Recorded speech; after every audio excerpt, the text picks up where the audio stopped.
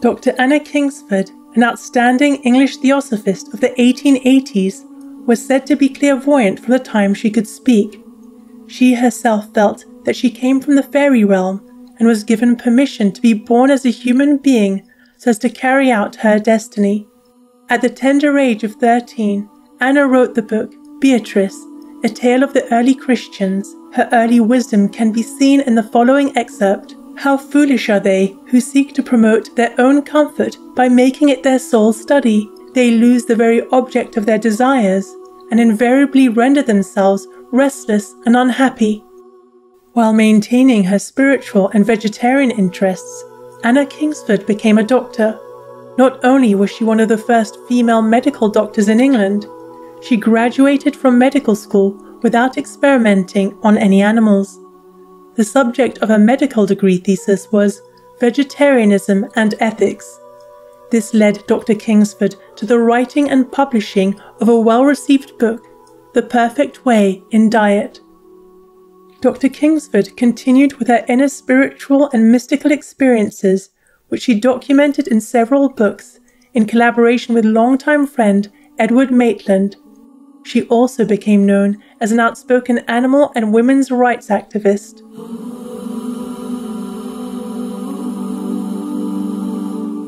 We now share with you selections from the book The Perfect Way, or The Finding of Christ.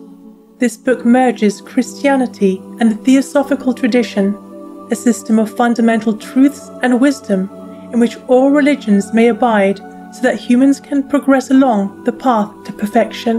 According to Dr. Anna Kingsford, this perfection is exemplified by Christ, which everyone is capable of discovering and joining within.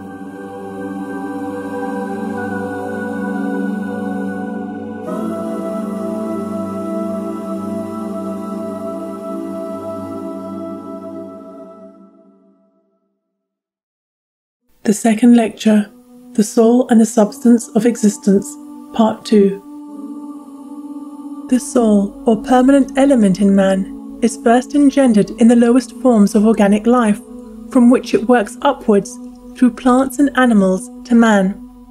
Its earliest manifestation is in the ethereal or fluidic material called the astral body, and it is not something added to that body, but it is generated in it by the polarization of the elements. Once generated, it enters into and passes through many bodies and continues to do so until finally perfected or finally dissipated and lost. The process of its generation is gradual. The magnetic forces of innumerable elements are directed and focused to one center, and streams of electric power pass along all their convergent poles to that center until they create their fire, a kind of crystallization of magnetic force. This is the soul, the sacred fire of the hearth, called by the Greeks Hestia or Vesta, which must be kept burning continually.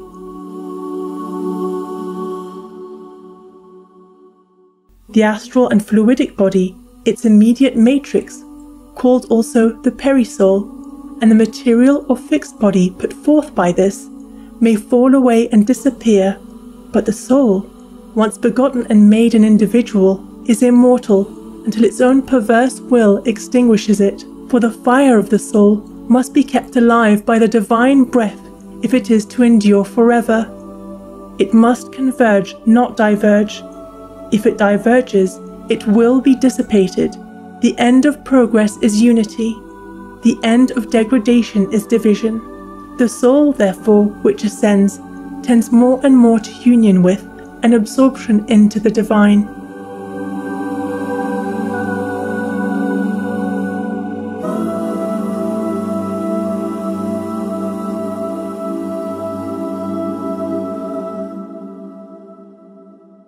The clearest understanding may be obtained of the soul by defining it as the divine idea. Before anything can exist outwardly and materially, the idea of it must subsist in the divine mind. The soul, therefore, may be understood to be divine and everlasting in its nature, but it does not act directly upon matter. It is put forth by the divine mind, but the body is put forth by the astral or fiery body.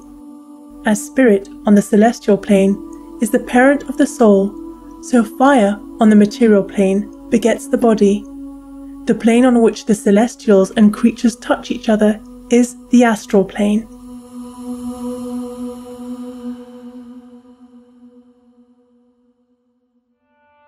The soul, being in its nature eternal, passes from one form to another until, in its highest stage, it polarizes sufficiently to receive the spirit.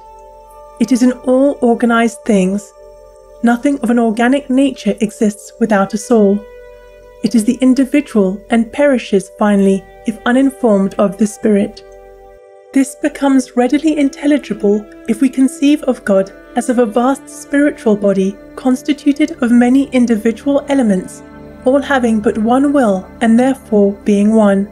This condition of oneness with the divine will and being constitutes what, in Hindu mysticism, is called the celestial nirvana. But though becoming pure spirit or God, the individual retains his individuality, so that, instead of all being finally merged in the one becomes many. Thus does God become millions. God is multitudes and nations and kingdoms and tongues, and the voice of God is as the sound of many waters.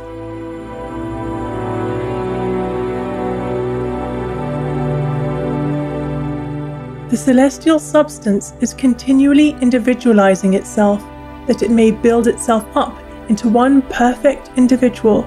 Thus is the circle of life accomplished, and thus its ends meet the one with the other.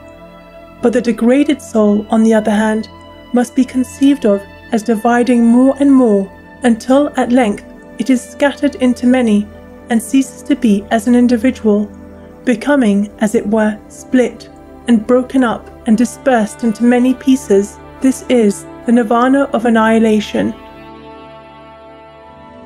The planet must not be looked upon as something apart from its offspring.